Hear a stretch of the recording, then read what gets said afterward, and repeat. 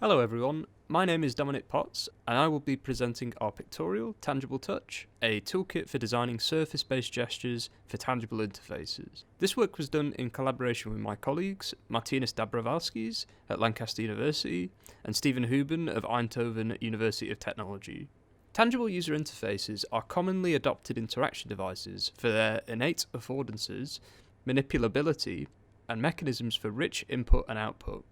Cubic tangibles are a common form factor and widely adopted interaction device in tangible research due to their physical simplicity, spatial stability, multifunctionality, and abstract nature.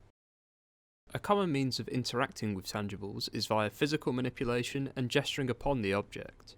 Tracking and detecting interaction with a physical artifact can be difficult, as it requires either sophisticated external tracking or instrumentation of the object. One popular approach to creating touch-sensitive devices is by using capacitive sensing to detect complex surface-based gestures. However, it is difficult to fabricate such capacitive tangibles that support a variety of expressive touch gestures for different contexts and applications. The TangibleTouch toolkit is a novel fabrication method and rapid prototyping toolkit for designing modular, interactive cubic tangibles with interchangeable capacitive faces that can detect a multitude of surface-based gestures. Our work builds on different areas of related work, including tangibles, specifically cubic tangibles, fabrication methods, capacitive sensing, and toolkit research.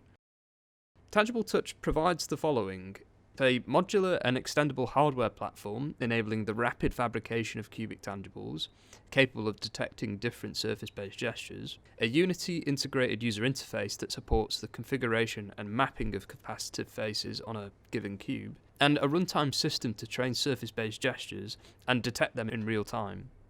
So as a starting point, we explore the potential of a cubic tangible device to highlight the interactions it can afford, as well as illustrate the challenges in detecting these interactions. The design space is divided into surface-based input, combining gestures, interactions beyond gesture, and output space.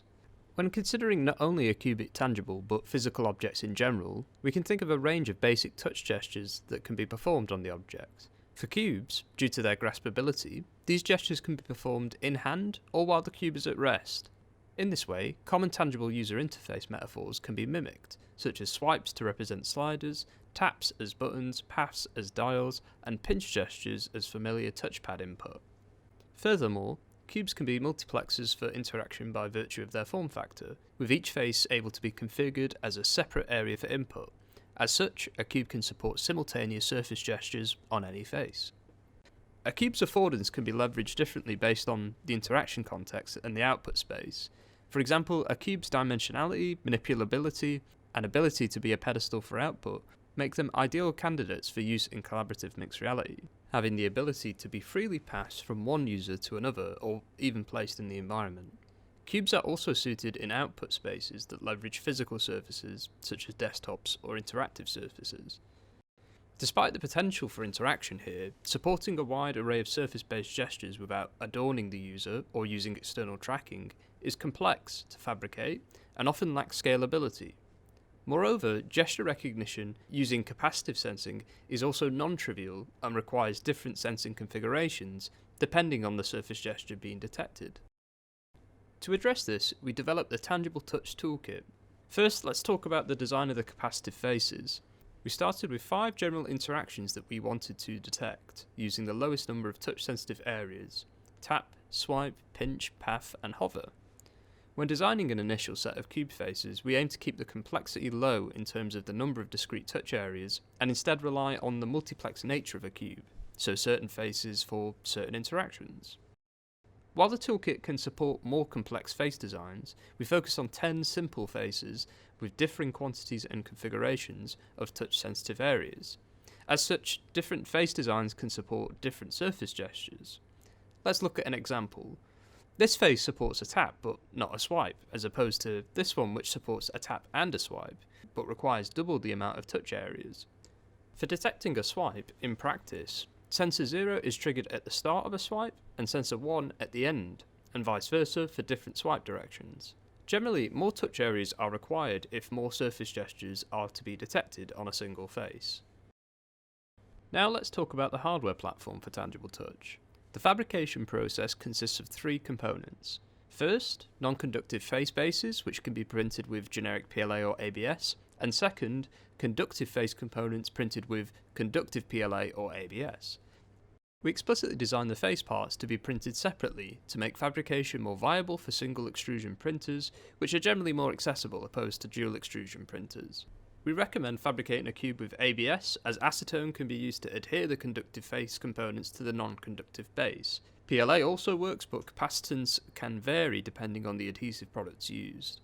For more information on the fabrication process, please refer to our paper. The final component is the cube chassis that is designed to house the electronics. This can be altered depending on the sensor setup, but we used an Adafruit NPR121 12-channel capacitive sensor, connected to an Adafruit Feather Express microcontroller, powered by a small 3.7 volt lithium battery, all of which can be mounted inside using M2 screws and nuts. Using Bluetooth on the microcontroller to transmit data to other devices, a cube can run for around 11 hours on a single charge, depending on the number of capacitive channels in use. We also experimented with additional sensors such as a gyroscope, which was particularly useful when configuring the cube in software, as a designer can determine the face mappings of the digital representation by simply tilting the physical cube. Let's look at the final part of our toolkit, which is the software platform used to configure a cube. The general flow of interaction is to first configure a new prototype cube, train a set of gestures assigned to different faces, then deploy these gestures to an application. The Unity-based interface can be loaded as a scene in a developer's application, to then configure a cube, train gestures, and deploy interactions packaged as Unity events. A user can connect the cube directly over UART or scan for Bluetooth devices in the Unity application. Once connected, the user is taken to the configuration screen, showing a virtual representation of the cube with 6 blank faces and a side panel with different touch faces. If a gyroscope module is connected to the cube, then the virtual cube will mimic the rotation of the physical cube. Developers can easily add additional face configurations by invoking the face class and providing a .obj file. A user simply selects a face on the virtual cube and assigns it a touch face. Previous configurations can be loaded into Unity as well from file. Once configured, a user can then move on to the gesture training screen, where they can create a new gesture to record, which is repeated for any number of samples. For more details on the data processing, gesture training, and optimal settings, please refer to our paper.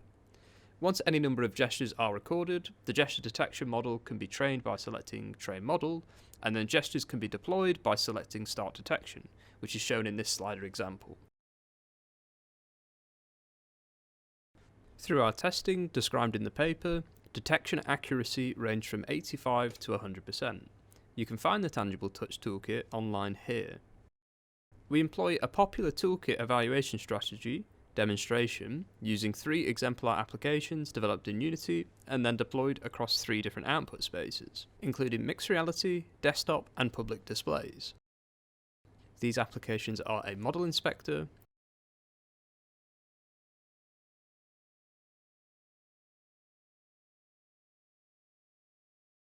a simple platforming game,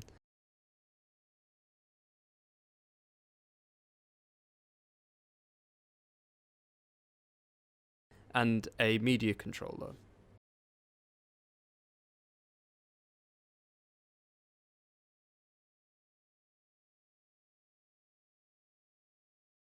To recap, prototyping tangible objects with touch capabilities is complex, and designing for intricate surface gestures is non-trivial.